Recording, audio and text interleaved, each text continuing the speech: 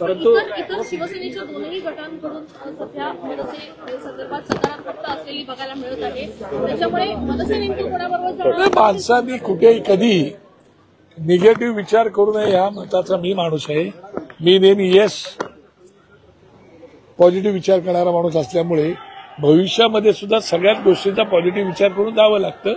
त्याप्रमाणे आमच्या निवडणुकीने आम्हाला काय फायदा होईल आमच्या पक्षाला, आमच्या कार्यकर्त्यांना, त्या दृष्टिकोनातूनच विचार करावा लागतो. प्रत्येक पक्ष तसा विचार करतो. यापूर्वी दोन वेळा तुम्ही प्रस्ताव घेऊन गेले, आता तिसऱ्यांदा पुन्हा एकदा तुम्ही प्रस्ताव घेऊन जाणार आहात. मला असं वाटतं की ह्या विषयावरती सद्यस्थितीत कोणतीही गोष्ट न बोलणं उचित आहे असं मला स्वतःला वाटतंय.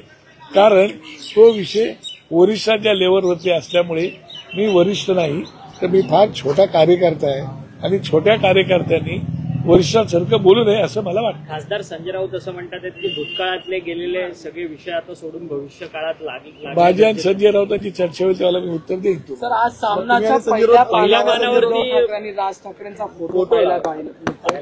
मी काय अजून पाहिलेला नाही. उद्धव ठाकरे म्हणतात की जे महाराष्ट्राच्या मनात आहे तेच चांगलं, तेच होईल म्हणतात. नाही, मग ते आता मला माहिती नाही ना काय आहे. महाराष्ट्र बोलले ते, महाराष्ट्र नवनिर्माण सेना नाही बोलत का?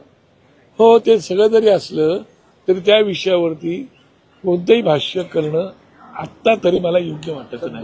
2 दशकानंतर खरं तर ठाकरे बंधू एकत्र येण्याची आता चिन्ह दिसत आहेत. मात्र 2 दशकांपूर्वीचं बघायचं गेलं काय कारणं होती नक्की मनसे स्थापन करण्याची? तसं तुम्ही किती खोलात गेलात तर त्या बाबतीमध्ये माझ्याकडून तुम्हाला उत्तर सापडणार नाही.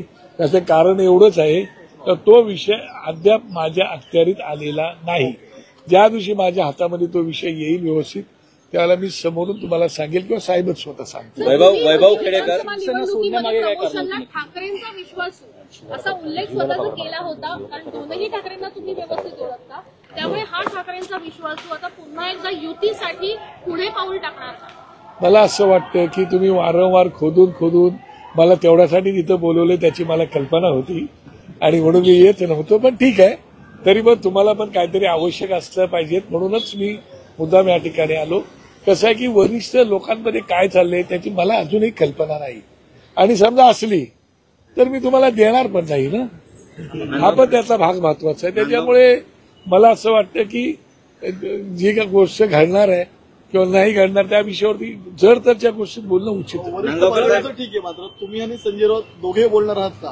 नाही, मला वाटतं की मी मित्र म्हणून तर आम्ही कधी एकमेकांशी बोलू शकतो, पण पक्ष या विषयावरती माझं काही भाष्य आता होणार नाही. आज वैभव खेडेकर आणि राज ठाकरे यांची बैठक नियोजित आहे, नेमकं काय निघेल असं वाटतंय? मला कल्पना नाही असेल, कदाचित मला खरंच कल्पना नाही असेल मीटिंग, कारण तो भेटायला त्यांनी वेळ मागितली असेल. समाज माध्यमावरती जाहीर नाराजी प्रकट केली होती. हा, पण ठीक आहे, कार्यकर्ता आहे, पण प्रत्येक कार्यकर्त्याला वाटतं आपल्या कुटुंब प्रमुखाशी बोलावं म्हणून. त्याप्रमाणे ते कुटुंब प्रमुखाशी बोलायला येणार असतील, त्यांच्या मनात काय असेल ते बोलून घेतील. जसं खेडेकर यांची नाराजी दूर करण्याचा प्रयत्न केला जातोय तसं तुरडे यांची नाराजी दूर करण्याचा प्रयत्न केला जाईल. नाही, मी वैभव खेडेकरांशी बोललो, तुरडेंशी बोललो. शेवटी कसं आहे की कोणाच्या मनात नेमकं काय असतं आणि काय बोलतं ते आपल्याला कळत नाही. त्यामुळे मी आता कसं सांगू तुमच्या मनात नेमकं काय चाललंय ते. परंतु सर, शरद पवार जे राज्याचे ज्येष्ठ नेते आहेत त्यांनी अनौपचारिक पद्धतीने गप्पा मारताना एक वक्तव्य केलंय की राज ठाकरेंच्या सभेला मोठी गर्दी होते परंतु मतांमध्ये परिवर्तन होत नाही. उद्धव ठाकरेंच्या मतांचं परिवर्तन उद्धव ठाकरेंकडे खूप मोठ्या प्रमाणात आहे असं त्यांचं वक्तव्य त्यांनी केलं. नाही, आता पवारसाहेब बोलल्यानंतर पवारसाहेबांवरती मी भाष्य करणं उचित आहे का? माझी उंची केवढी, साहेबांची उंची केवढी, तर उंचीचा पण तुम्ही विचार करा ना. मी काही एवढा मोठा माणूस नाही हो. त्यांना जो काय अनुभव आहे त्या अनुभवात एक प्रश्न असा आहे, मनोमिलनाची चर्चा आहे मनसे आणि सेनेची. तुमच्या मनात काय चाललं, तुम्हाला काय वाटतंय? माझ्या मनात काय चाललंय तर विषयच येत नाही. त्याचं कारण असं आहे की ज्यावेळेला मी एका पक्षाला मी वाहून घेतलेलं आहे तर पक्षप्रमुखांच्या जे मनात असणार तेच माझ्या मनात असणार. मी त्याच्या पलीकडे मला वैयक्तिक मत असू शकत नाही ना. एक पक्षाचं मत हे माझं मत असू शकतं. राजसाहेबांचं मन तुम्ही ओळखताय असं म्हटलं जातं. हा, ते ओळखतो जरी म्हणून मग अशी बोललो ना, मी ओळखत जरी असलो तरी सुद्धा मला जर काही माहीत असेल असं तुमचा अंदाज आहे आणि मला बोलायचं नसेल तर तुम्ही काय करणार सांगा. तुम्ही उगाच आपलं काहीतरी तर तुम्हाला ठीक आहे.